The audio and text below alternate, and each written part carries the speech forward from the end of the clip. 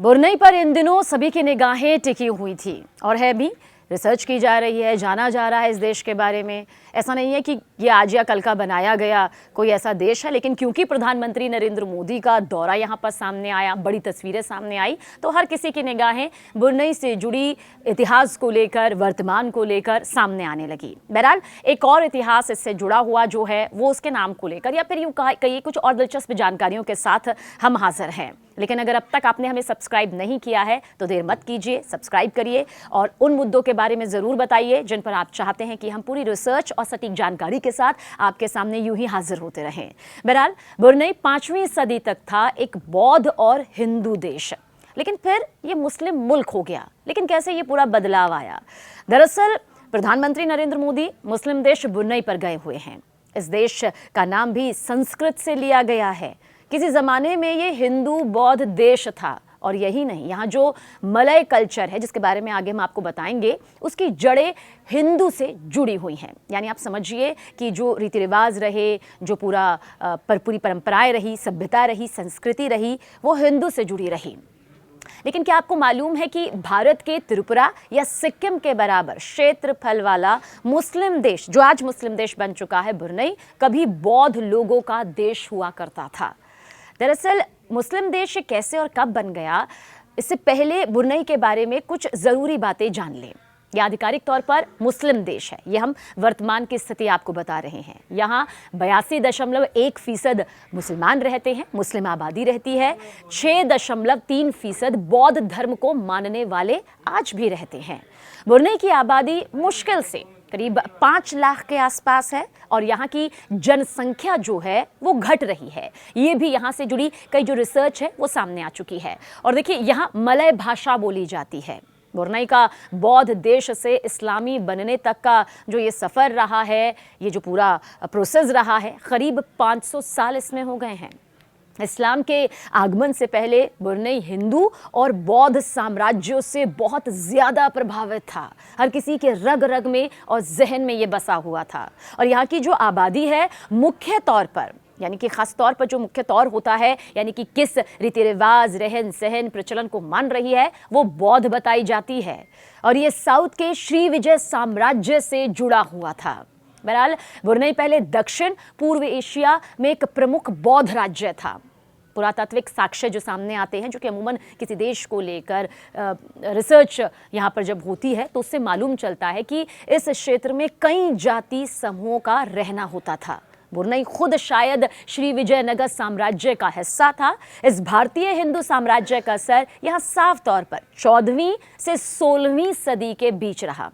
प्राचीन चीनी ग्रंथों का जिक्र करें तो इसमें बुरनई यानी कि ऐतिहासिक रूप से पोनी या फिर आप समझिए पुनी के रूप में जाना जाता था और इसका उल्लेख भी किया गया है बाकायदा। और श्री विजय और मजापहित जैसे बड़े हिंदू और बौद्ध साम्राज्य के साथ इसकी व्यापारिक जो गतिविधियां होती थी, सांस्कृतिक आदान प्रदान होता था, उसका उल्लेख, उसका वर्णन पूरी डिटेल के साथ किया गया है। यानी कि ये सब हवाई बातें नहीं है, बल्कि रिसर्च, इतिहास के पन्नों को जब पलटते हैं तो यही बुरनई का इतिहास धार्मिक तौर पर कहता है।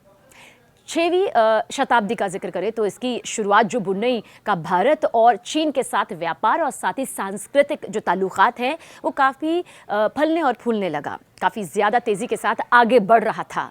माना यह जाता है कि बुरनई का नाम संस्कृत शब्द, सुनिएगा, संस्कृत शब्द वरुण से लिया गया है, जिसका अर्थ है नाविक। बुरनई नाम संभवतः कहा जा सकता है बारू ना वाक्यांश से विकसित हुआ है, जिसका अर्थ है बस इतना ही। यानी कि बुरनई का अर्थ हो गया बस इतना ही।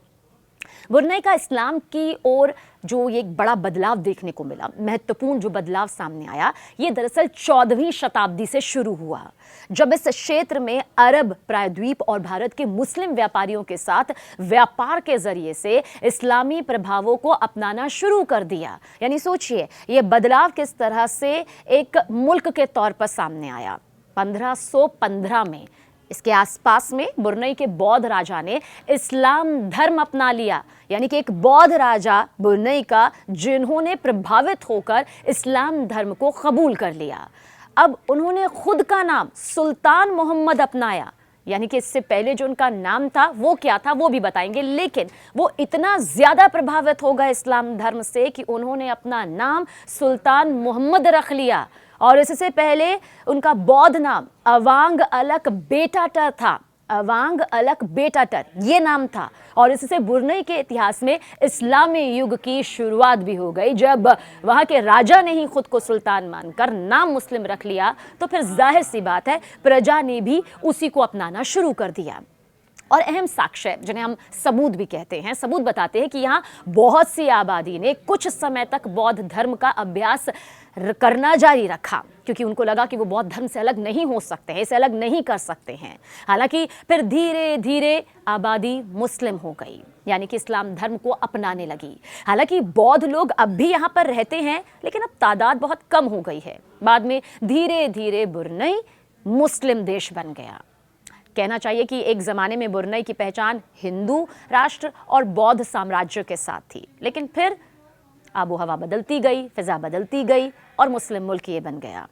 संकेत तो वैसे ये भी मिलता है कि बुरनई राजशाही का पूर्ण रूपांतरण करीब 1515 तक नहीं हुआ होगा, क्योंकि उस वक्त भी जो रिपोर्ट सामने आती है उसमें कहा गया कि व्यापारियों के बीच मुस्लिम उपस्थिति के बावजूद, उनकी मौजूदगी के बावजूद राजा को अब भी बुत परस्त माना जाता था। 16वीं शताब्दी तक जैसे जैसे राजा यानी शासक जो है राजवंश इस्लाम में मजबूती से कायम होते गए, स्थापित होते गए, ज्यादातर आबादी ने अपना धर्म बदलना शुरू कर दिया। समय के साथ इस्लाम का प्रभाव बुरनई के शासन और जो रोजमर्रा की जिंदगी होती है उनके कई पहलुओं में भी देखा गया। और इस तरह से बुरनई कुछ नजर आया, जिसके बाद 1959 में स्थापित बुरनई संविधान में आधिकारिक धर्म के रूप में इस्लाम की घोषणा हो गई। यानी कि वो ये साल रहा 1959 जब संविधान में आधिकारिक धर्म के रूप में इस्लाम का ऐलान कर दिया गया। तो ये है बुरनई का कुछ ऐसा इतिहास जहां एक हिंदू और बौद्ध देश से बुरनई एक इस्लाम देश बन गया।